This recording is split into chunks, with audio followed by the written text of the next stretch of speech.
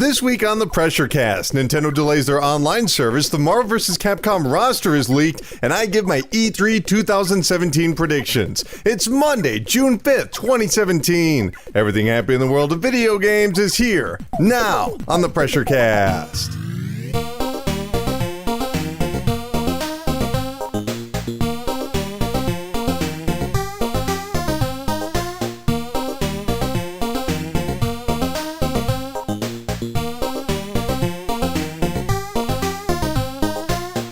Pressure Pals, welcome to the 184th episode of the PRESSURECAST, VideoGamesAreDumb.com's weekly news panic that posts every single Monday on Apple Podcasts, Stitcher, YouTube, TuneIn Radio, Google Play Music, and of course, America's longest running independent newspaper at ShepherdExpress.com. My name is Colin Tanner, and I'm caffeinated and ready to ramble to you about some goddamn video games.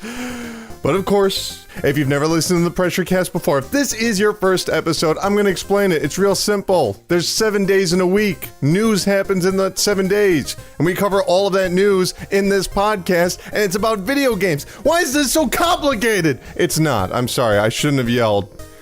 It's been going through a lot lately. You know, because E3 is coming up, and that means I'm going to be doing, like, I don't know, 3 podcasts in a row. I mean, and that's insane. I mean, obviously I'm gonna have to do the PRESSURECAST earlier so that I can cover all of the Bethesda, Microsoft, and EA news on Sunday, and then we have to come back and talk about like Ubisoft and PlayStation on Monday. That's a lot of work. Oh, I just don't know if I'm up for it. Who am I kidding? I love E3. It's my absolute favorite time of the year, and we have a lot of pre-E3 news to get to. But before we do that, we want to listen back to the listeners. We need to talk back to the viewers and a little something we like to call thank you for the email. That's right. Thank you for the email. This is where you write or call or text or tweet a message to me, and I answer that question right here on this show. You can call 954-947-7377 or text. You can email pressurecast@gmail.com, or you can tweet at VGADumb or go to facebook.com/VGADumb. That, of course, stands for Video Games Are Dumb. If you didn't catch all of that, don't worry. All those links are available in the description below. So relax. We're going to start off with our first correspondence, which of course is a voicemail from our good friend Keon. Well, he doesn't need an introduction. Take it away, Keon. Hey, what's going on, Colin? I had a quick question for you, though. Some interesting news came out pertaining to E3 this week, talking about the square footage that each of the 3 companies are going to have. Now, Nintendo was going to have 32,400 square feet of space at the convention center. Sony, on the other hand, is going to have 43,500 square feet. And then you have Microsoft that's going to have 17,412 square feet. Does this raise a red flag in the Microsoft camp? Did they have the least amount of space in a year that is so important for them, where they're trying to push Project Scorpio? Could this be something there that may say that they might not have as much to show as everyone hopes? Now, once again, I want to pertain this, just because that's the case, it's not a whole lot of square footage doesn't mean that it's not something to show. But this is the first year that E3 is going to be open to the public, and you would think that they would want to make a big statement at the show. Just wanted to get your thoughts on that, Colin. Thank you so much. Have a good one, brother, and take care. Bye-bye. Keon, thank you for the voicemail. Remember, 954-947-7377 at VGADumb and pressurecast@gmail.com. Keon, excellent question. Microsoft has a smaller booth. Why? PlayStation has 30,000 square inches. Was it square inches or square feet? I don't really remember. I think he said square feet. And then Microsoft's got 15,000 square feet. What the heck? It's got to be feet. It can't be inches. What the heck is going on here? Why did Microsoft give up that space for a smaller location? Well, the answer is actually very simple. I don't know. I mean, I've tried to think about this over and over again, and the obvious answer to me is, I don't know. I really can't. I don't have an idea. I don't have an answer for you. I've tried Googling everything I can about this, and the only thing that really comes up with any sort of substantial weight is a quote from the Xbox boss, Phil Spencer. Here's what he said. He said, quote, "We know consumers are coming to the booth this year because, of course, E3 is going to be public this year for the very first time. So our booth will probably feel a little different than it has in the past, because when you open the floor to 15,000 people who are really there to play games and maybe not stare at some of the big things that we've kind of had around." End quote. Long story short, he's saying less flash, more game units. You don't need to see a giant statue of Master Chief. You just want more, game demo units. But that begs the question, if they had more space, wouldn't they have more space for units? Which returns me to my original point. I don't know why they're doing this. I mean, they've given up some substantial floor space, some really nice floor space, which was always right next to PlayStation. Maybe they just don't want to be next to PlayStation anymore. Maybe they're just like, no, this is stupid. We don't want to be compared back and forth. We don't want people going over there and looking at PlayStation and coming over here and going, it's not as good, or whatever it is.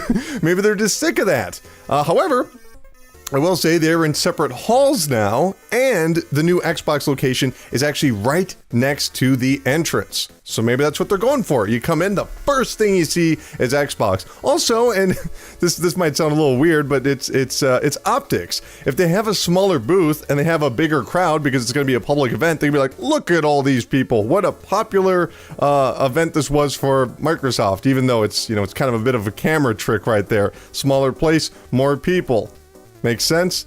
But look, I know, this E3 is going to be incredibly weird. It's the very first one ever open to the public, and compared to previous years, some companies are going to be doing some unconventional things. They're trying to go after completely different audiences. They're not just going after press and industry people. They're going after people like, me and you that just want to go to the event and play some games.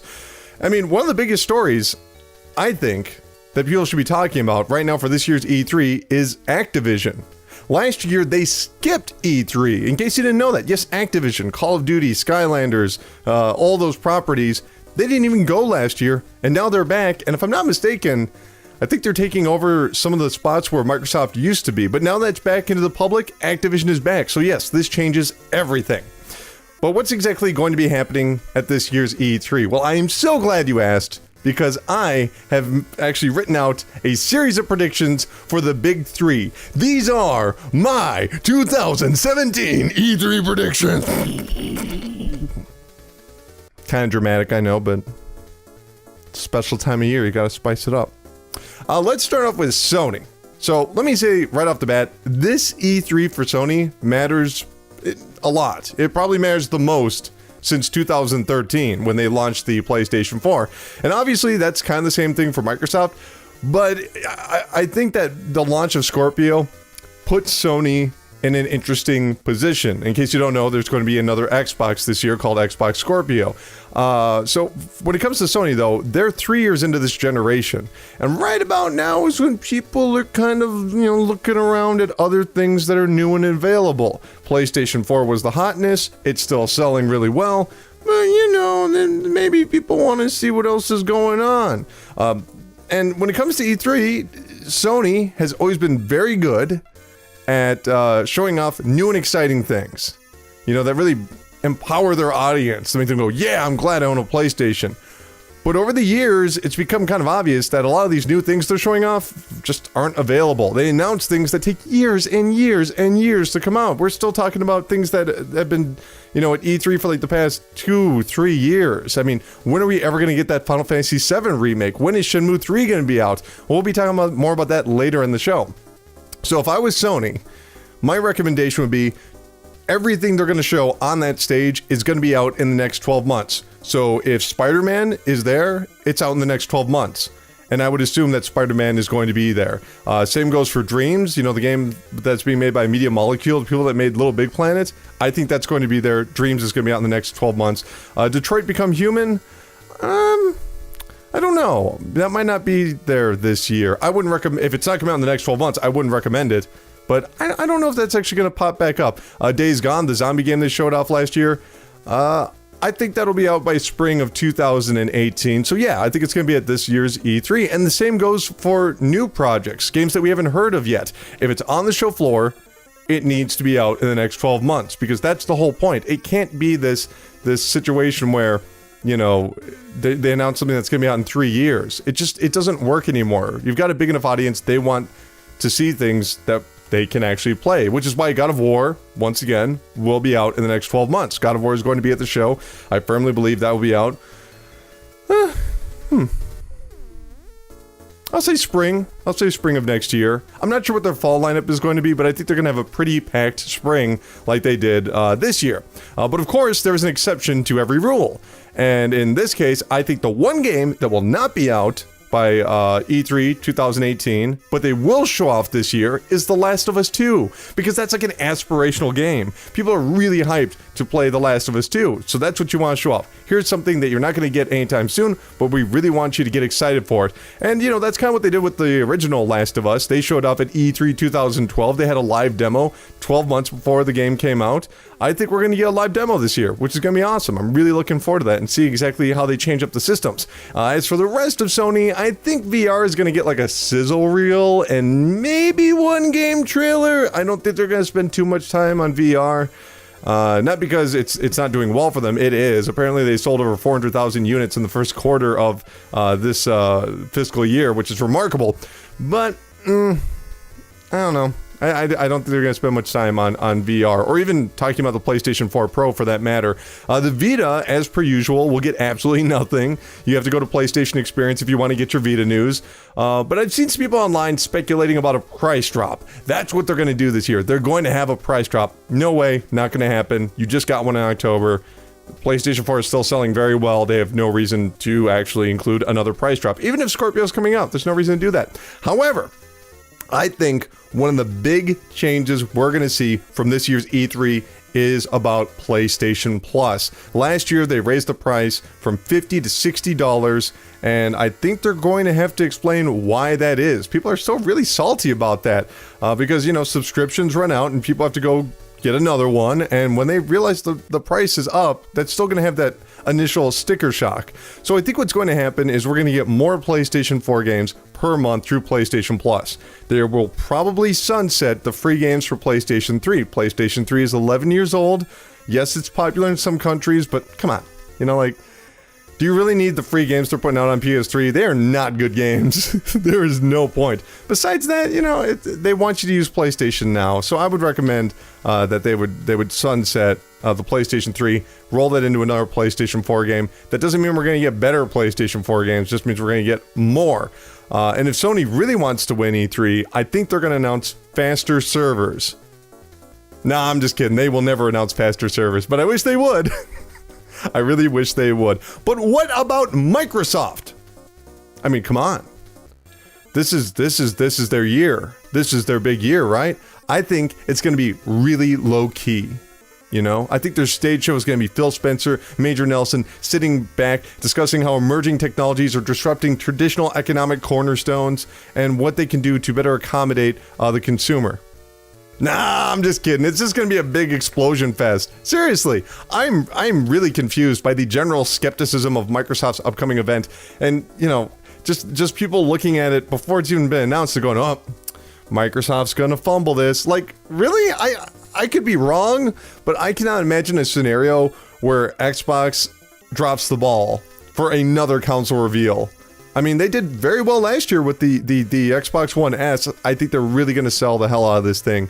And besides that, you know, it's been 3 years since Phil Spencer became the Xbox boss.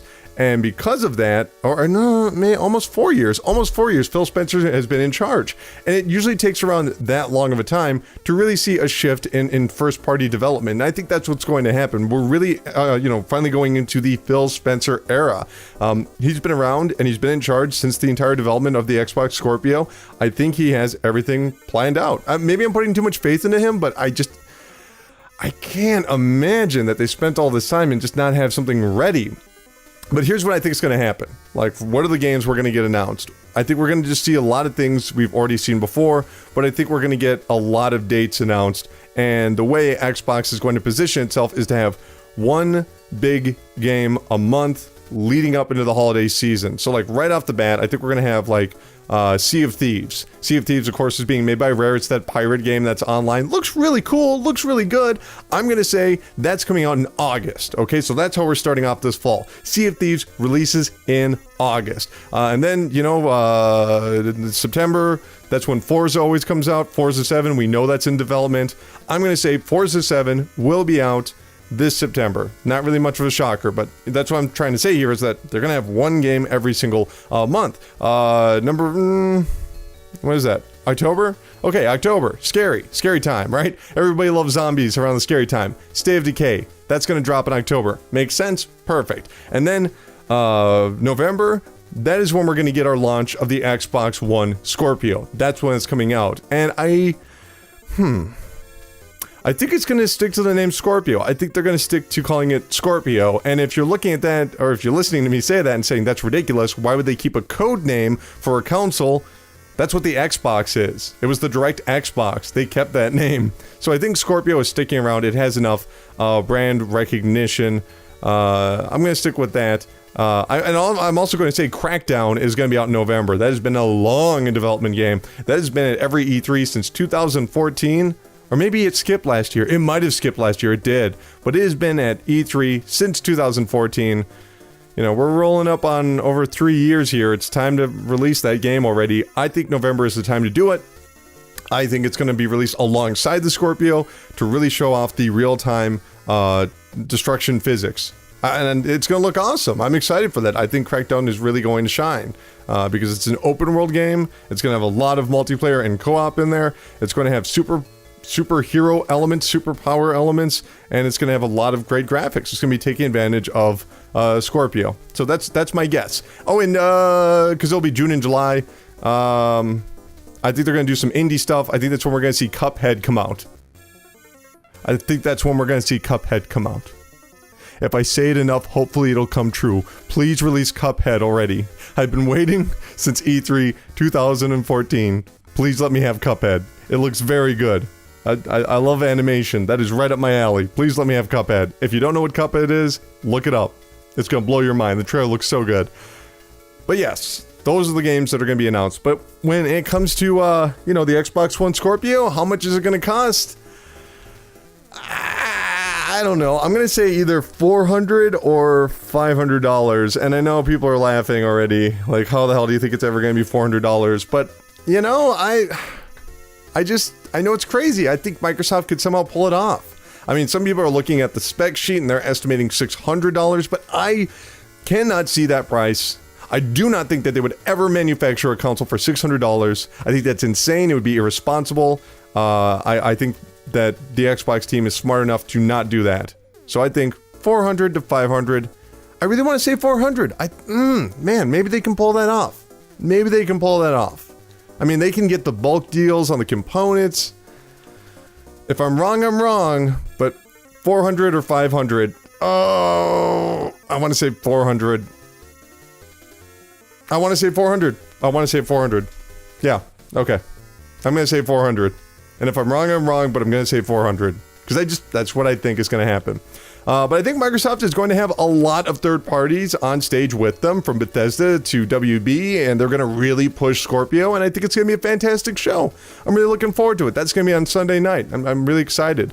And finally, we have Nintendo, and I'll be honest, guys, I think this is going to be the Wii U's year. It's had a rocky 5-year start, but I think it is time for the Wii U to shine. It could be the perfect swerve. Hey, thanks for buying the Switch, but now you need to get a Wii U because we're putting out another exclusive Zelda on the Wii U. Boom, brilliant. Nah, I'm just kidding. But I'm going to go back to my original statement. I don't know. I mean, they've got the wind at their back. Switch is selling very well. There's, a lot of Nintendo news in the hype train that we will be getting to. So if you want to hear more Switch news, stay tuned for that. But I don't know about this year's E3. I mean, I don't know. I'll say that they'll probably do the same thing as Microsoft and release one big game every single month. I think we're going to get that announcement of that, Rabbids and Mario game with Ubisoft. I think that's finally going to happen. Maybe that'll be out. I'll figure out when that's going to be out. I don't know. Let me think about that for a second. But we know Mario's going to be out in November.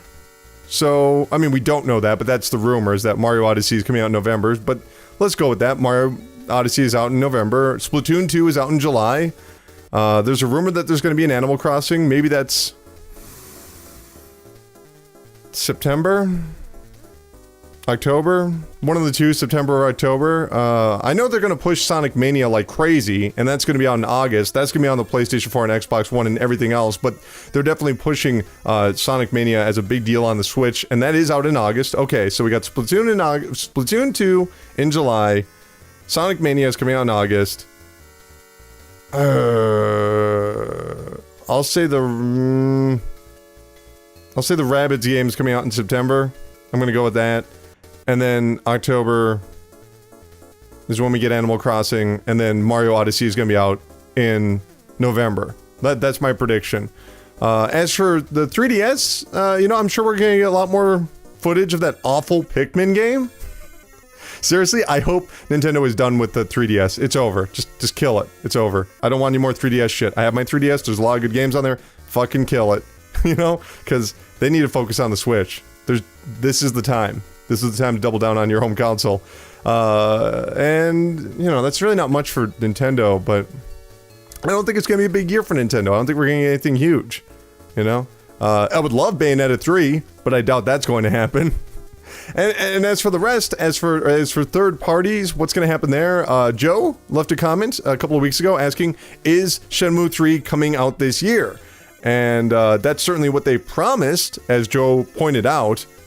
Yu Suzuki and the Shenmue team promised that Shenmue 3 will be out by December 2017. No, that's not going to happen. Absolutely not going to happen. They've already said they're not going to be at E3, so I guess that's not fucking happening. And, I'm sure they're going to have that standard excuse of just like, when we envisioned this project, it was a lot smaller, and then we went to Kickstarter and we got so much support and blah, blah, blah. Same old crap. As for EA, we're going to be talking about EA a lot in the hype train. They kind of already announced what's going to be at E3. Ubisoft, obviously, this is when we're going to see Assassin's Creed. I still get the feeling we're going to get something Watch Dogs related. Call me crazy, but, they just put out that game last year, and it didn't sell very well, but it's too late for them to kind of, veer off the roadmap. So I think they're going to have to stick with releasing another Watch Dogs related thing this year. I'm just putting that out there. And of course, there's going to be new IPs because it's Ubisoft and they always support new IPs. And, oh, wait a minute, don't forget, Bethesda's going to have their event on Sunday night, and it's going to be the biggest event of all time. Because Fallout 4 VR is going to be there. And in case you don't remember, so many people from Bethesda have said, and I'm not even exaggerating, quote, it's going to be the most amazing thing you've ever seen in your life. For real, that's what they keep saying. So okay, Bethesda, live up to that. But yeah, that's going to be my E3 predictions right there. Keon, Joe, thank you for the voicemail. Thank you for the email. Thank you for the YouTube comment. And thank you, E3, for existing. That was a weird thing to say, but I really love E3. So don't forget, we're going to be covering all the E3 news through special podcasts. So definitely want to check it out on YouTube or your podcast app. Oh, wait, I forgot. I had one more E3 prediction, and it's kind of a big one. I think one of the console manufacturers is going to actually give up and close within the next 18 months. And I think that manufacturer is going to be... What was that? What I'm trying to say is I honestly believe that they're just going to give up making consoles and go third party. And I think that person is going to be... What the fuck? Did you just hear that? What I was trying to say is that next 18 months, we will no longer have the console... Oh, wait a minute. It's just the hype train. Feel the PR vibrations as we barrel towards Video Game Satisfaction Station on the hype train. This is the part of the show we talk about all the upcoming news and events and video games. I screwed up this week. Yes, so you can spend all your money and become a video game guru. And we are going to be starting it off with some major Nintendo news. Nintendo has finally clarified the online Switch's, the Nintendo Switch's online plan. And the results are drastically different from the company's usual philosophy. Last January, Nintendo announced a paid online service would be coming to the Switch later this fall.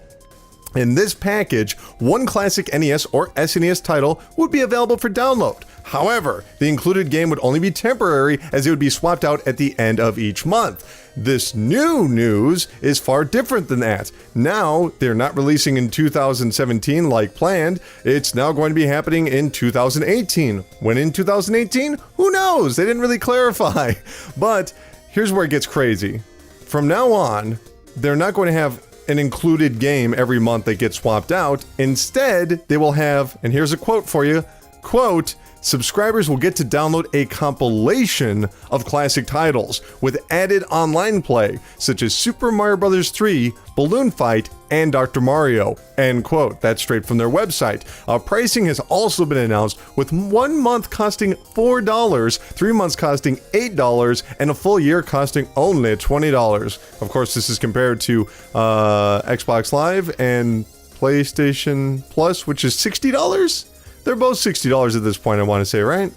I think so. Anyway, so there's a lot to talk about here, and I want to say first and foremost that I am very impressed by this concept, and it's important that we keep that in mind. Right now, this is all a concept.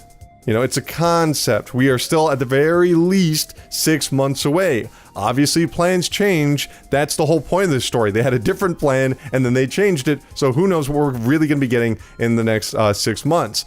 But based off of the concept alone, this is the smartest thing Nintendo has done in like years. Probably years. I mean, everyone has been saying for years they want a Netflix for games. Right now, Sony has their streaming service, PlayStation Now. You stream the games through cloud-based whatever. Microsoft just rolled out Game Pass. You can download over 100 games. So they have their own solutions. And both of those concepts are good. They're really good for the future. They're just not very ideal for today. Why is that? Well, you see, the thing is, the internet right now, you know, when you talk about the United States specifically, the infrastructure of the internet is largely garbage. I mean, there are just huge areas of the country, mostly in central North America, that you can't download modern video games. Like, if you're to download a modern AAA video game, that might take you a day. Regardless of how fast the servers over at Microsoft are, your internet in your, I don't know, area of rural Michigan sucks. Not to mention, if you are in a major city, you might have to deal with bandwidth caps. And that sucks too. You know, it's like, damn, I want to download these games, but I also plan to be watching a lot of Netflix this month, so I guess I can't do any of the PlayStation Plus things. That's really shitty. And, you know, that really limits how desirable downloads and cloud streaming are. Now, to be clear, like I've already said, PlayStation Now and Game Pass are the future. These are viable concepts that will gradually make more sense. But they just don't work for today. Now, let's look back at Nintendo. How big is Super Mario 3? How much bandwidth would it take to download Super Mario 3? Well, I looked it up, and the ROM of Super Mario 3 is 228 kilobytes. That's less than a quarter of a megabyte. That is, you know, one NES ROM is less than the size of a Facebook page. In fact, right now, you are listening to me talk. Right now, you listen to me? Cool. That right there, just me, that sentence right there, that was more than 228 kilobytes of data. That's how small these games are. Not only does this mean it's more accessible to people in, you know, rural areas and people with bandwidth caps, but it keeps Nintendo's server costs down to a fraction compared to PlayStation Now or the Game Pass, or, you know, PlayStation Plus or Xbox Live's free games for that matter. And, you know, as for the games that they've mentioned, you know, they talk about, Mario 3, Dr. Mario, and Balloon Fight. I think they're using those strategically because, you know, Super Mario 3, obviously that's a classic. That speaks to the NES generation. Balloon Fight, that's more hardcore. That's a black box game, even though I guess plenty of people played it. Not many people, recall it quite as well. But the idea of playing online Balloon Fight, that's awesome. And then lastly, Dr. Mario, you know, even if you're not a huge fan of Dr. Mario, I'm not a huge fan of Dr. Mario, there are people out there that do not play video games and are obsessed with Dr. Mario. For real, like, you know, just random people in their 40s or 50s that have never played video games but really connected to Dr. Mario. But if I can circle back to Super Mario 3, I think this says that Nintendo is really rethinking how they utilize their classic games. Currently, if you want to play Mario 3, you have a number of options. You can buy it on the 3DS, you can buy it on the Wii U, you can buy it on the original Wii. That's actually still available right now. But here's the thing, if you wanted to play it on all 3 separate consoles, you would have to buy them 3 separate times. And Nintendo is just pocketing that cash for a 25-year-old game each time. And the craziest thing is, people always do it. Every time they launch a console and they do Virtual Console and they release Mario 3, people still buy it. And, you know, this is all hearsay, but according to some industry insiders, Virtual Console just rakes in the cash. We're never given specific numbers, but apparently it does very well, if you will.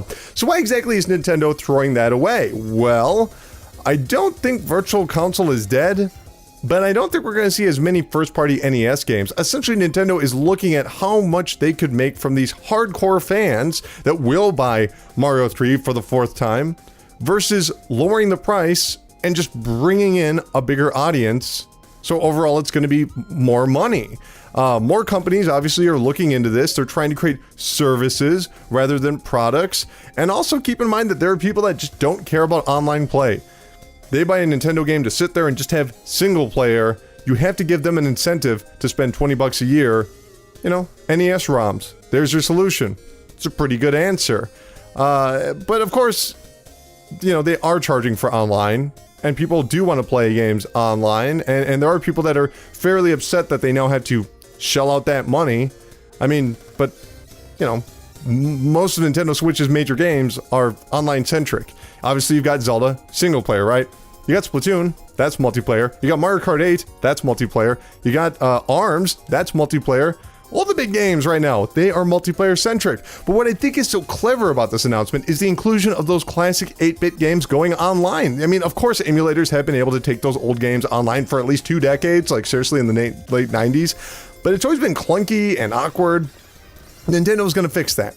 They're merging these 2 ideas together, classic games and online play. And I think they can really stress that in some advertising, saying, these are not remakes. We did not change anything. This is exactly the game you remember from 30 years ago, but now you can play it online. And that's good enough. That's good enough for a lot of people. In fact, if you look at the NES Classic, that's a system seller. Seriously.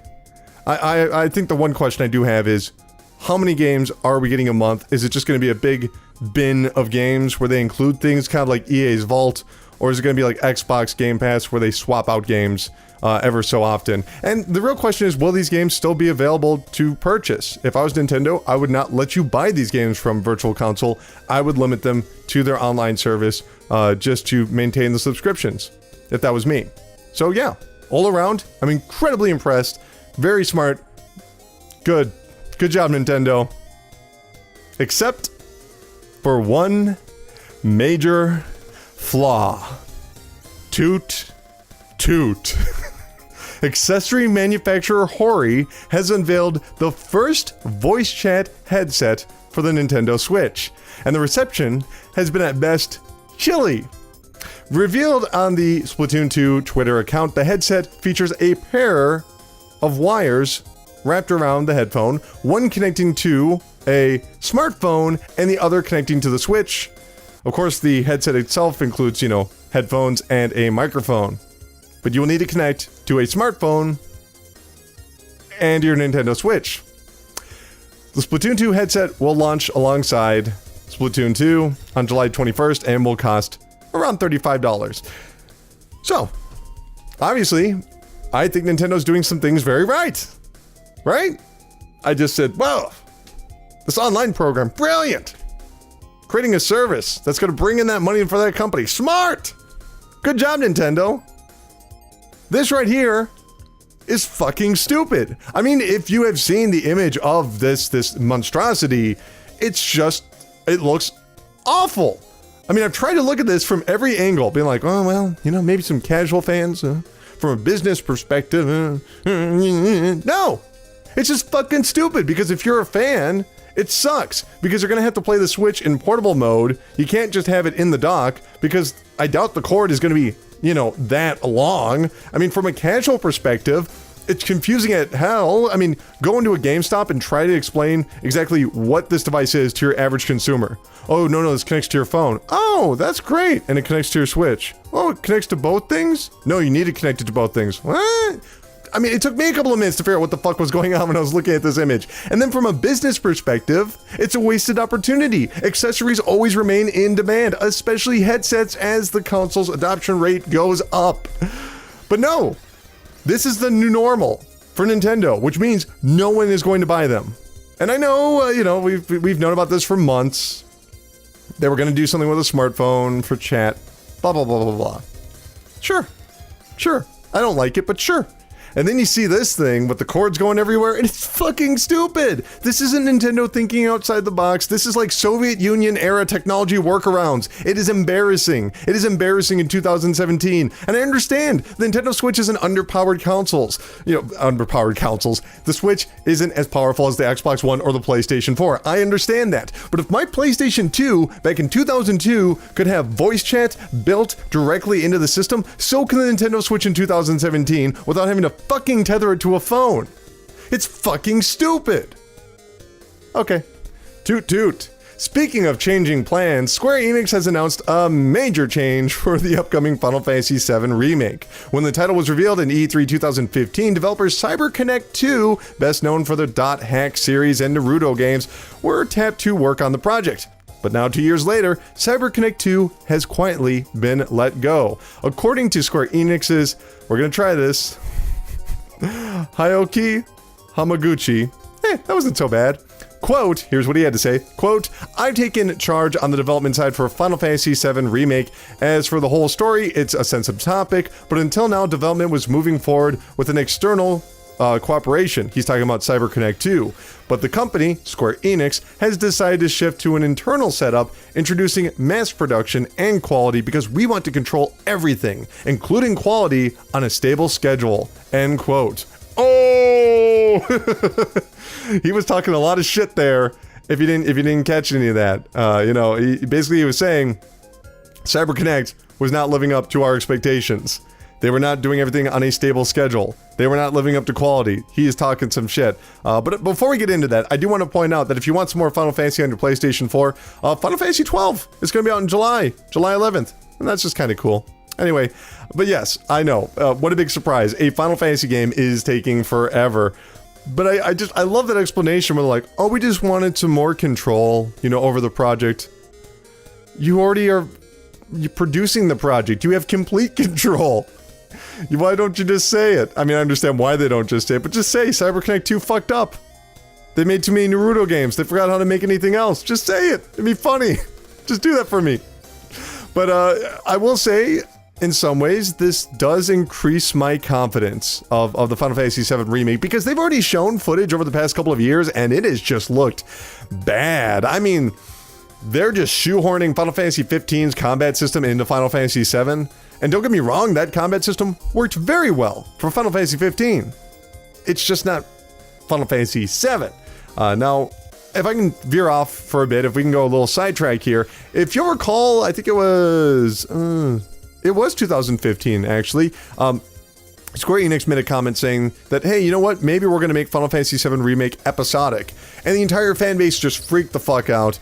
But I really like this idea. I think JRPGs should go episodic. I mean, can you imagine if Persona 5 would have been released, like, all of the chapters, all of the villains in the game, which take about 12 to 15 hours, maybe less if you're just, going right through it. If they had dropped a 15-hour experience every single month, it would be so good. It would be so good, because JRPGs just aren't a thing anymore. They just aren't. They are niche. Very, very niche outside Japan. They used to be very popular, not so much anymore. Because, there's a lot of distractions now. There's a lot more to do. If you like video games, you don't just have to wait for the next Final Fantasy. There's just an abundance of stuff out there that's really good, looks great, plays great. Final Fantasy just kind of lost some of its luster. And I think part of the problem is that, with all these other forms of entertainment, Final Fantasy is just too time consuming, as is most JRPGs. So if you drop that 15-hour episode every single month, you create a conversation, and that would bring in a buzz, which would bring in more players, and then, you know, JRPGs can be a bigger thing, a more inclusive thing, rather than just like, here's Persona 5, it's 100 hours, fucking good luck, get through it. that man with that deep southern accent always hawking Persona 5. All right now, Final Fantasy, it's coming out. Persona 5 is available right now, it's 100 hours, you gotta play it. Whatever. That was weird. But yes, look forward to the Final Fantasy VII Remake coming out in 2029. Probably. All right. Toot toot. Speaking of Square Enix, Tokyo RPG Factory, the studio behind last year's I Am Setsuna, have announced their next project. Last week, the first trailer for Lost Sphere was released. In it, characters are discussing the mysterious power causing people and cities to vanish into mist. Much like I Am Setsuna, Lost Sphere resembles the late SNES and early PlayStation 1 JRPGs of the late 90s. Lost Sphere will launch on the PlayStation 4, Nintendo Switch, and PC early next year. Okay, so if any of that sounded interesting to you, I highly recommend you check out I Am Setsuna. It is available on the Nintendo Switch and the PlayStation 4 and PC. I would recommend the PlayStation 4 and PC version over the Switch version because the Switch version is 30 frames per second and some of the combat is timing based and that might screw you over. Just putting that out there for you. That said, you know, I am really mixed on watching this trailer for Lost Sphere. I mean, the plot sounds amazing. You know, people are vanishing into mist. Ooh, that's weird. Cool. JRPG, let's do it. But it looks identical to I Am Setsuna with just slightly more urban environments. Not to mention that the combat and even the enemies that they were showing were directly lifted from I Am Setsuna. They made no changes whatsoever. I mean, I'm excited, slightly excited to see what comes of this. I Am Setsuna was one of my favorite games of last year. It was not in my top 10, but it was so close. It sucked when I had to cut that game. And, you know, if you like JRPGs, you absolutely must play this. But Lost Sphere, it's kind of like, well, I want another one of these, but do I need, you know, exactly the exact same thing again? I don't know if I do. I'm crossing my fingers, though. I hope it works out. Anyway, toot toot. One of the most exciting aspects of any fighting game is seeing that final, complete roster announced. And unfortunately for Capcom, it sure looks like somebody leaked the Marvel vs. Capcom Infinite lineup well in advance of when they wanted. NeoGAF user Rice recently posted an alleged roster stating that only one character from the Marvel side, from the Capcom side, was missing from the list. So here's the list of what he wrote down. This is the roster, allegedly, for Marvel vs. Capcom Infinite. Over on the Capcom side, you have Arthur from, Ghouls and Ghosts, Chris from Resident Evil, Chun-Li, Dante from Devil May Cry, Firebrand from Ghouls and Ghosts. He's like the demon guy. He was in Marvel vs. Capcom 3. Jeddah. I don't remember who Jeddah is. A Monster Hunter, which is like, a Monster Hunter type character from the Monster Hunter series. Morgan from Darkstalkers again. Nemesis from Resident Evil. Ryu from Street Fighter, obviously. Spencer. I don't really remember who Spencer is. I'm sorry. Strider from Strider, guy with a sword, and X, aka Mega Man X. Over on the Marvel side, they have Ant-Man, Captain America, Captain Marvel, Doctor Strange, Gamora, which is kind of cool to see Gamora back again, Hawkeye, Hulk, Iron Man, Nova, Rocket Groot, which is going to be like Rocket Raccoon and Groot as like two characters in one, which makes sense. Even though Rocket Raccoon was his own character in Part 3, Spider-Man, obviously, Thanos, Thor, and Ultron. Notable by their absence are fan favorites Wolverine, Magneto, and Sentinel. Allegedly, this stems from 20th Century Fox retaining the rights to the X-Men characters in film, which Marvel and Disney are not very happy about. Obviously, this list remains unconfirmed, but Marvel vs. Capcom Infinite will launch on the PlayStation 4 and Xbox One on September 19th. So yeah, this is not the very first rumored list, but for some reason, it's gaining a lot of traction online. So let's just pretend this is real. This is the final list, and let's chat about it. It's fine. Nothing amazing. Nothing surprising. Just fine. I mean, I get it. Fighting games, they're based around repeating characters. That way, the skills you acquired in the earlier games can carry over. But this is really boring. Like, I totally understand how all these characters work in a fighting game because they've already been in a Capcom fighting game with the exception of, like, Monster Hunter. But there's no surprises. There's no deep cuts. Like, if you're doing Marvel, why not bring in Moon Knight? That would be really exciting and actually involve a character that does not have a movie planned at the moment. Or if you're over on the Capcom side, bring in some rival school characters. We haven't seen them since SNK vs. Capcom 2, Match of the Millennium. I think that was the subtitle for that. As for the X-Men, that really sucks. I mean, I know this is a complicated issue, and I know I just complained that we have too much of the same, but the X-Men were the whole reason the franchise even exists. See, back in the day, Capcom made X-Men Children of the Atom because the X-Men cartoon was getting kind of popular over in Japan.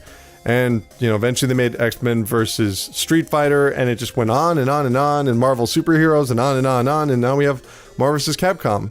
Without those X-Men characters, we wouldn't have that. So it's kind of sad. We'll see.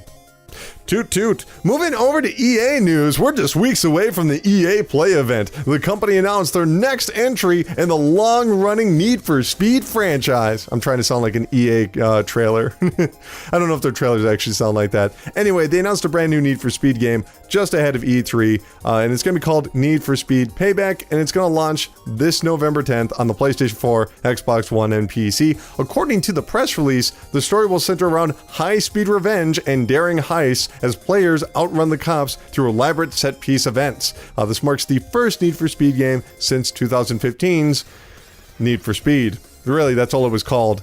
I watched the trailer, and I gotta say, it really looks like a big old rip-off of Fast and Furious. But hey, Fast and Furious, popular movie franchise. Why not?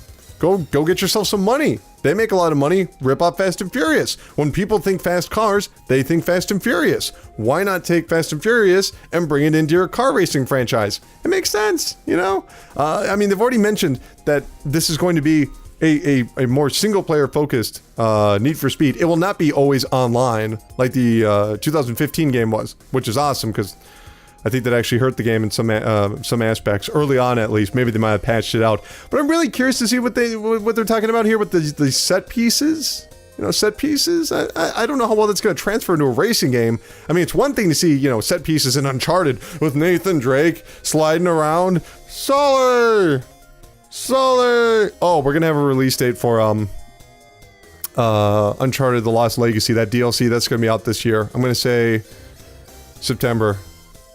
That's an E3 prediction. Don't forget about that one. Anyway, Sully! Sully! That makes sense. That's how it works. Set pieces. They make sense in third person. But I don't know if you can really translate that into a racing game without removing control from the player or really annoying them by just like missing a jump by like an inch. So if I had to guess, this game is probably going to have some sort of rewind feature. Just an assumption, you know, kind of like Forza. It makes sense. Toot toot. Sony has announced the free games for PlayStation Plus for the month of June, and here they are. Over on the PlayStation 4, you will get Killing Floor 2, which is a first-person shooter, Life is Strange, all of the episodes, which is an adventure game, Neon Chrome, Spy Chameleon. Over on the PlayStation 3, you're going to get Abyss Odyssey, WRC 5 World Rally Championship, and over on the Vita, you're going to get Neon Chameleon. Oh, nope, I merged them. Neon Chrome and Spy Chameleon. You know, another good month for the most part. I should say I've never played Life is Strange, but if you're a longtime listener, Brandon, who used to be on the show, he loved Life is Strange, so I'm definitely going to check it out. As for Killing Floor 2, I did play that. It's kind of like an arcade-style Left 4 Dead. You know, not many set pieces. You're just kind of running around killing things with your co-op partners. It was okay. It looked really nice on the PlayStation 4 Pro. It really took advantage of that. Neon Chrome and Spy Chameleon, they look like quick hit games. Just real quick hit games, which is good for the Vita. Good for a portable. I don't know. All in all, good month. Toot toot. So here are the games that are going to be coming out this week over on the PlayStation 4, Xbox One, and PC. Dirt 4 will be out on Tuesday. You know, on the, I don't know how to say this. Claudon Returns, This is Sengoku. Well, that's going to be out on Tuesday on the PlayStation 4, Vita, and PC.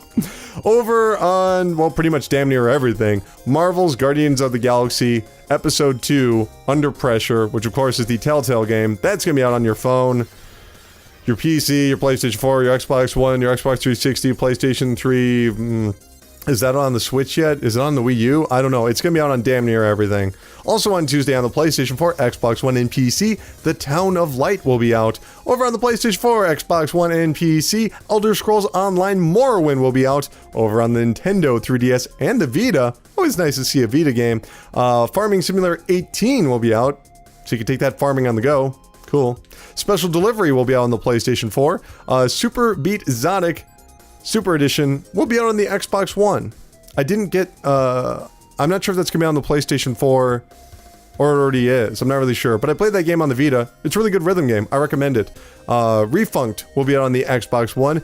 Neighborhood, clever name, will be on the PlayStation 4, PC, and Xbox One. And Wipeout Omega Collection will be out on the PlayStation 4. Boop, boop. That's going to do it for the hype train. Another week, another successful hype train. Good times, but muggy times. Ooh, too hot in here. Need fresh air. Where go? Oh, no. I know. We go outside. Little place. The Chart Park, the land where money grows on trees. Yes, it's the Chart Park. This part of the show we talk about the legal, business, and financial news in the video game industry, and we talk about all those fat cats on Wall Street, and by the which they're going to tip their top hat towards Lady Luck. It usually sounds something like that. I'm just freestyling this week. To start off the Chart Park, we're going to be talking about endings. Yes, it's funny. We just got to the Chart Park, and some things are ending. According to Sony, PlayStation 3 shipments have ended in Japan. Or in other words, the PlayStation 3 is dead. See you later, sucker. The original PlayStation 3 originally launched in Japan on November 11, 2006, but the plucky console was coolly received early on thanks to its $600 price tag, which of course there was a $500 model, but no one talks about that. But following a cheaper model revision, Sony's third console finally gained momentum, closely tying its club competitor, the Xbox 360, with 86.9 million units, though both would ultimately be outsold by the Nintendo Wii. And that's really the whole story. In fact, you know, it's actually kind of an old story because Sony announced this way in advance. But I have to say, I'm really bummed out to see it go. Truth be told, I spent most of last generation playing on an Xbox 360. I mean, it had all the third parties, and the online service was top-notch, and the console was generally cheaper. But I feel that at least artistically, the PlayStation 3 had the better exclusives. They took real risks. I mean, before Uncharted 2, no one had seen set pieces like that before. Not to mention Journey, Invisible Swan, Demon Souls, and Little Big Planet. I mean, you could directly connect that to Dark Souls, Super Mario Maker, and a bunch of other games. Did they always work out? No. But at least they were exciting, and you never knew what they were going to roll out at the next E3. That being said, I look forward to E3 emulation getting started. It's already in progress, so support it if you can. Long live dead consoles. Moving on. I almost did a toot-toot, but we are not in the hype train, we are in the Chart Park. But as one console ends, another rises up. The Fiscal Times is reporting Switch production has been drastically increased. According to unnamed sources, Nintendo has once again adjusted its intended shipments from 10 million units to 18 million units by the end of this fiscal year, which ends in March. The Nintendo Switch has been in high demand worldwide, with available units quickly being snatched up within hours, making it the fastest selling Nintendo console in Nintendo history. I guess it would just be everyone's history if it was a Nintendo console. I should have said that better. Fuck. Anyway, I feel like every week we're getting a brand new story about a milestone or some sort of business rumor regarding the Switch.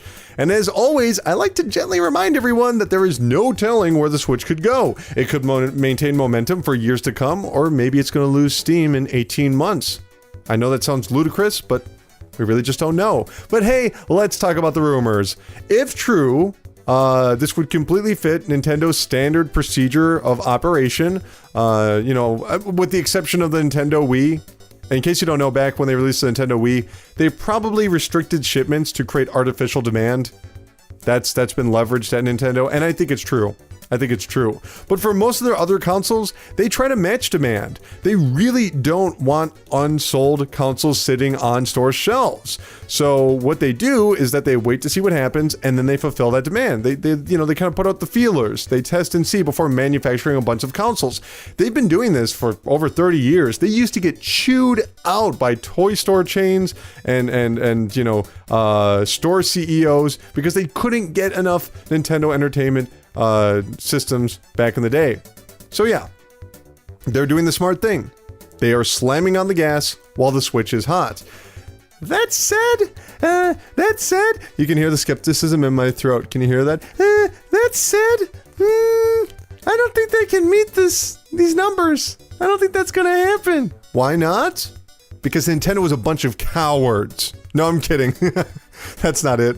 Well, I think what's going to happen is that, well, because the Switch is a fairly advanced piece of technology, there's tons of parts and components that are piled into every console, right?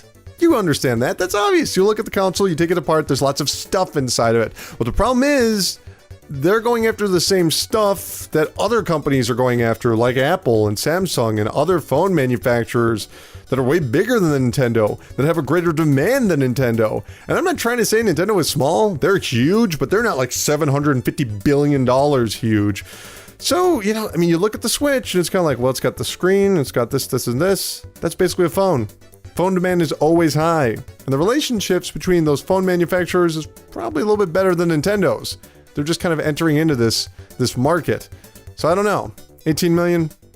If they can get the stuff, they'll get it done. I'm just skeptical if they can get the stuff. Can they get the stuff? Who knows? Anyway, moving on. Last week, developer Tequila Works proposed a strange challenge to its users. If they could crack the copyright protection for their latest game, Rime, the company would completely remove it. And in almost record time, the protection software Denuvo was promptly cracked. Though Tequila Works has yet to fulfill its end of the bargain, users have allegedly made an interesting discovery. According to some people, Denuvo was the cause of Rime's numerous frame rate issues, and apparently it runs better without the copyright protection software, a claim that Denuvo and Tequila Works have outright denied. In the meantime, Tequila Works has promised they're going to release a game without DRM, but that we don't have a release date for, so whatever. So, I watched this story fairly closely over the past week. I mean, it's just kind of cool. It's like a contest. Who can crack the software the fastest? And this is definitely a contest that's also questionable in terms of legality. But I don't believe for a second that Denuvo is what caused the game's frame rate problems. I mean, partially it's because PC users always bitch about DRM, even when it works fine. But mostly because I played Rime on the PlayStation 4, and you know what? It has frame rate issues. Go to youtube.com/videogamesardumb, check out my review of Rime. You can see the frame rate issues. So unless they magically put Denuvo into PlayStation 4 copies, which there's no fucking way Sony would allow, I don't really buy this. And this is why it's so hard to take anti-DRM people seriously. Everything is always at 11. DRM is bad. They usually look for something to blame when their game isn't running perfectly. And, if you're a PC user, you're never quite sure why a game isn't running properly. I mean, you could say it's the DRM, or putting it out there, maybe the game was not properly optimized for your particular CPU. Or maybe there's actually some sort of problem when it comes to your GPU. Or maybe the motherboard, or the operating system. Development on PC is really difficult. Or maybe there's a conflict between a background program. That could also happen. Happened to me. Or maybe the game just wasn't bug tested well enough, and they just have a bad frame rate. Oh, but what's that? Over here? The game has DRM? Oh, it was the DRM's fault. It was the DRM's fault. Yeah, of course it's the DRM's fault.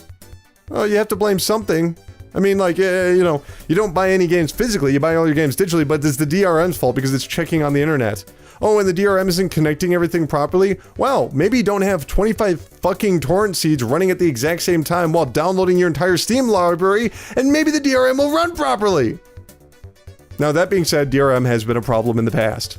But for this particular game, I don't buy it. And in fact, there's already some PC users on the Steam boards that have come out and said, it's not the DRM's fault. So yeah, stop blaming DRM every fucking time. Moving on, popular indie title Kerbal Space Program is entering a new frontier. Corporate America! Last week, Take-Two Interactive announced their complete purchase of Kerbal Space Program, which they will now publish indefinitely, though development will continue from the original team known as Squad. I know this is going to be a weird, confusing story, but stick with me. According to Take-Two Senior VP Michael Wars, I don't know how to say that name. Can anyone say that? Can anyone say this name for me? Whatever. He's the VP of Take-Two. Senior VP at that. Here's what he had to say. Quote, "We view Kerbal Space Program as a new long-term franchise that adds a well-respected and beloved IP to Take-Two's portfolio as we continue to explore opportunities across the independent development landscape." End quote. Corporate barf. It's unclear why Take-Two did not also acquire Squad, though the developer has reassured its fans on the official blog that many more free updates are still on their way. Yes, after a lengthy early access period, Kerbal Space Program launched in April 2015 with a console version on the PlayStation 4 and Xbox One 1 year later. This story is really confusing. Maybe it's because I've never been much of a Kerbal player, but I cannot find out the exact details of this deal or even the publisher. It's incredibly difficult. I mean, their website doesn't even say how many employees they have, but I did check out their careers page, where they are hiring people, and they are looking to fill some prominent positions within the company right now. So if I had to guess, maybe they have some sort of publishing deal with Take-Two, where Take-Two doesn't own them, but they're going to publish their games, and they also own Kerbal Space Program. I don't know. I've never heard of that happening before. Just buying a game and not buying the publisher. That makes it. That's really rare. Unless Squad want to sell off Kerbal Space Program because they're trying to bring in more funds to work on their next project, which is why they're hiring. Okay. That's probably a good enough explanation. Write in and let me know. And lastly, before we go on to the charts, Ubisoft has a brand new logo. That's really the entire story. It's funny. I know this is such a boring topic. Ubisoft has a brand new logo, but people on the internet were going fucking crazy over this reveal. And I think that has to do with the love-hate relationships between, Ubisoft and message boards. But if you haven't seen it, it's basically the old Ubisoft logo, but with like a black outline and a transparent center. And people are calling it the worst logo of all time, which is a bit of an exaggeration. Well, I'll admit it, I'm not a fan, but I think there's a lot more going on here. I think the reason it's transparent is because they're trying to customize this logo for individual games. Rayman, The Division, Assassin's Creed, other Ubisoft things. That's why they're leaving it empty, so that you can see Rayman peeking his eye right through the Ubisoft logo. And that's a really interesting idea, really customizes it and advertises the game and the company at the same time, creating a brand association. Good idea. One problem. The reason you have a logo is because you want a symbol that people can associate with your brand. And if that logo changes every fucking time, it becomes less recognizable. You look at a can of Coke, you look at Diet Coke, Coke Zero, any of these things, and they always keep the exact same font. That way you automatically know the brand. But if the only thing tying this together is an empty circle, I'm not sure that's going to fly. Unless they're just going to leave it empty for all the games, in which case, that's a bad logo. Anyway, let's go over to the charts. We're going to start it off with United Kingdom, the land of tea and crumpets, to find out where the best-selling games over in the UK for last week. Starting off with number 10, Ultra Street Fighter 2 on the Nintendo Switch. Number 9 was The Legend of Zelda Breath of the Wild. Number 8 was Dishonored 2. Nice to see that game back in the top 10. Number 7 was Ghost Recon Wildlands. Number 6 was Mario Kart 8 Deluxe on the Switch. Number 5 was Prey. I pray that is not in the top 10 next week because that game is garbage. Number 4 is FIFA 17. Number 3 is Grand Theft Auto 5 because Grand Theft Auto 5 will never fucking go away. And number 2 is Overwatch. And number 1 is Injustice 2. Superman, Batman, Superman. That's basically what the game is. You can check out my review of Injustice 2 at youtube.com/videogamesardumb. I highly recommend you do. Now let's go over to the cursed land of bullet trains known as Japan to find out where the 10 best-selling games over there. Number 10 on the 3DS is Fire Emblem Echoes, Shadows of Valentia. Number 9 on the 3DS is Pokemon Sun/Moon. They have to bundle them together because they take up so much space. Number 8 is Nier Automata on the PlayStation 4. Number 7 is Dragon Ball Heroes Ultimate Mission X on the 3DS. Number 6 is The Legend of Zelda Breath of the Wild on the Nintendo Switch. Number 5 is Guilty Gear Xrd Rad 2 on the PlayStation 4. Number 4 is Monster Hunter Double Cross on the 3DS. I assume they got a sales bump because people found out about the Switch version and you can transfer your character, so they're probably getting into it now. Cool idea. Number 3 was Ultra Street Fighter 2 The Final Challengers on the Nintendo Switch. Number 2 was Mario Kart 8 Deluxe on the Nintendo Switch. And number 1, over in Japan, Ys 8 La Chromos of Dana on the PlayStation 4. Ys is the number 1 best-selling game of the week over in Japan. Huh. You have to be kind of in the know to know what Ys is. It's been going on for like, what, 25 years? That's amazing. But what were the best-selling consoles over in Japan? Well, I'm glad that you hypothetically asked. Here they are, starting off with the Nintendo Switch with 27,146, new 3DS LL with 14,610, PlayStation 4 with 13,972, PlayStation 4 Pro with 5,030, PlayStation Vita with 4,092, 2DS with 2,667, new 3DS with 1,018, PlayStation 3 with 258, Wii U with 177, and in last place, once again, so sad, it's the Xbox One with 121 for the 3rd week in a row. So sad. But that's gonna have to do it for the Chart Park, the land where money grows on trees. Ooh, I think I got a 10 from the Chart Park.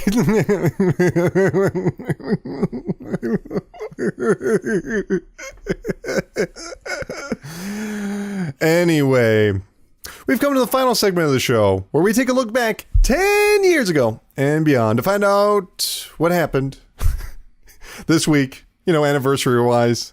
And a little something we like to call Strong History. 10 years ago, on the Nintendo DS, Web Browser was released. Yes, Web Browser. What kind of a name is Web Browser for a game? Well, guess what? It's not a game. Do you remember surfing the internet on your DS? Probably not. I mean, it's easy to take for granted the idea of having internet access everywhere in your pocket. Back in 2007, you actually had to buy a special DS cart. That's right. You had to go into a store and buy the internet. Weird. Not only that, but you had to buy an additional Game Boy Advance cart to give the system an extra 8 megabytes of RAM. But even then, the Opera-powered browser ran terribly, and critics widely panned its slow performance and lack of modern features.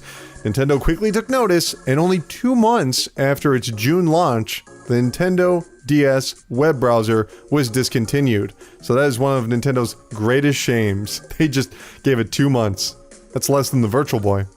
15 years ago, on the original Xbox, The Elder Scrolls 3 Morrowind was released. There was a time not too long ago where the Elder Scrolls series was synonymous with PCs. After all, giant open-world RPG franchises were just far too vast and expansive for any home console. Or at least that was the case until the Microsoft Xbox. And, it's because it was a lot more powerful. Basically had NVIDIA tech built right into it. Bethesda were so impressed by those specifications that they began porting their latest game, Morrowind, into the Xbox. But what's more remarkable is how well the game actually worked and how well it was received. Even though the game was far, far, far slower than you would expect on a console, as in most other console RPGs ran around hitting things with a sword, this was more about exploration. Both fans and critics were impressed by the Xbox version. So much so that Morrowind remained in the Xbox's top 10 best-selling monthly game list for over a year, making it the second game to do that after Halo Combat Evolved. This convinced Bethesda to pursue further development on the console, including a unique style of game design to reach a wider audience and establishing Bethesda as one of the most popular developers today. Kinda cool. 16 years ago, on the Game Boy Advance, Castlevania Circle of the Moon was launched. Earthworm Jim was launched. Fire Pro Wrestling Advance was launched. Konami Crazy Racers was launched. Pitfall the Mine Adventure was launched. Super Dodgeball was launched. Super Mario Advance was launched. Why are all these games coming out on the Game Boy Advance? Oh, that's right. Because 16 years ago, the Game Boy Advance was launched. If you really think about it, the Game Boy Advance might be the biggest risk Nintendo has ever taken. Keep in mind, the original Game Boy had already sold a whopping 118 million units in just over 12 years, and with Pokemon and Game Boy Color still selling really well, a shift to a new generation was a questionable decision. Even Nintendo was so surprised by the Game Boy's success late into its life that the company's originally planned release for the Game Boy Advance of 1996 was delayed by like 5 years. And in the meantime, they tinkered and tweaked and waited and improved the battery life and lowered the cost of development. And they really did so, because by 2001, the Game Boy Advance launched at $100. $100 for a brand new handheld, and also it had 15 hours of playtime using 2 AA batteries. Most agreed it was a huge improvement over its predecessor because it had much better graphics, much better sound, and just a lot more color. Except, there was one problem. The screen sucked. See, that was the thing, is that it didn't have a backlight, so a lot of players had to awkwardly fumble their system under a light while also avoiding the heavy glare of the screen. It was awful. Absolutely awful. But fortunately, Nintendo would fix this in later hardware revisions. But in the end, the Game Boy Advance, of course, could not live up to the original Game Boy, clocking in at only 81.5 million units. But considering it was only released 3.5 years before the Nintendo DS, that's fairly impressive. 17 years ago, this week, Space Channel 5 was launched on the Dreamcast, and if you're familiar with Space Channel 5, chances are you are fairly well into games, which is kind of funny because when it was originally conceived, it was meant for a game for everyone, a wide audience. Sega had tasked the producer, Tetsuya,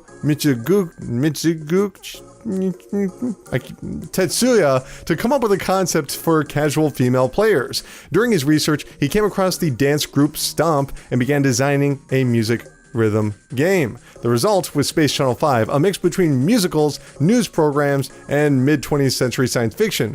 Michiguchi, there you go, that's how you say his name, felt confident in the genre's blend would attract a wider audience. But during development, he received a phone call from Sega of America saying that pop star Michael Jackson had already seen demos of the game and he wanted in.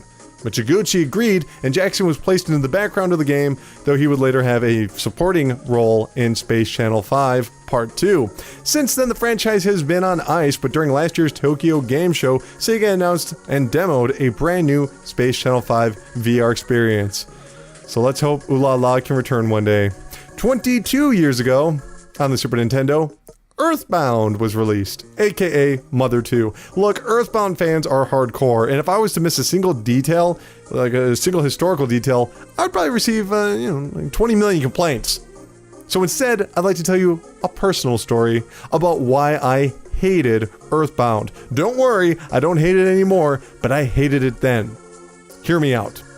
Back before the internet, there were these things called magazines. They were kind of like posters and books merged into one. They were full of words and pictures and lots of advertisements. And one of those ads was for a game called Earthbound. But unlike other ads, it was scratch and sniff. See, back in the day, they used to have these perfume commercials, perfume ads in magazines. They give you like a little bit of a hint of what the perfume smelled like. So, Earthbound, for their ad campaign, they decided they were going to do that. But they purposely made each of the smells completely fucking disgusting. Like one was like a bad pepper and the other was sour. It was just terrible. And I don't care who you are, but if you put a bad odor in someone's nose... Wait, let's reverse that. If someone puts a bad odor in your nose, you're gonna get mad. And I was. So without knowing anything about Earthbound, I hated it. True story. 23 years ago on the Sega Genesis, Earthworm Jim launched, and it is kind of remarkable how quickly Earthworm Jim vanished from the pulp culture landscape. When the game first launched in June of 1994, its top-notch presentation quickly put Jim as a recognizable mascot, so much so that the games were adapted into a television series on Kids WB that ran for 2 seasons. The concept itself was simple. A normal Earthworm wanders into a superpowered suit and becomes an intergalactic hero. Okay, I just said that out loud. Maybe that wasn't really simple. Well, the game was not that good, but it had beautiful animations, quirky character designs, and a really good soundtrack, and it made it an instant hit. But sadly for Jim, his debut just came a little too late, with only one 2D follow-up before Jim made the disastrous leap into the third dimension with Earthworm 3D. Released in 1999, the awkward platformer fell well below the contemporary standards of 3D games of the time. Since then, the character has returned here and there, appearing in Clay Fighter at one point, and an HD remaster in 2009, but rumors of sequels have never come to pass. And lastly, 40 years ago, in Japan, the color TV game 15S was released. That's right, the color TV game 15S. Who could forget the color TV 15S? I mean, back in June of 1977, both the color TV game 6 and the color TV game 15S were both launched in Japan. Two separate consoles. One of them had controllers built into the consoles without wires, so you actually had to hold the console itself, and the other, the 15S, had wires. And, they were some of the first home consoles ever released in Japan, and they were both hits, selling over 1 million units.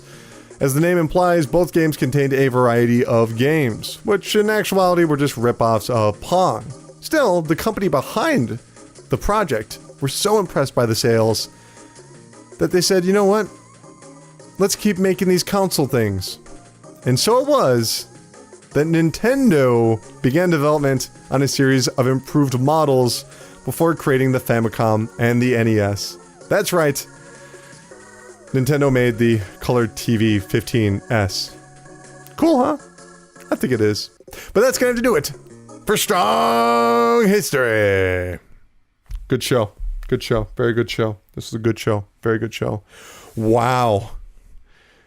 In fact, it's so good, we need to end on a high note. So it is time to close up the show! Remember, you can contact me on Twitter at Dr. Crychop, that's at Dr. Crychop. You can follow the PRESSURECAST on Twitter at VGADumb, that stands for Video Games Are Dumb, so go check that out. If you want to email, or you can email pressurecast@gmail.com, you can text or call 954-947-7377. You can give me your E3 predictions.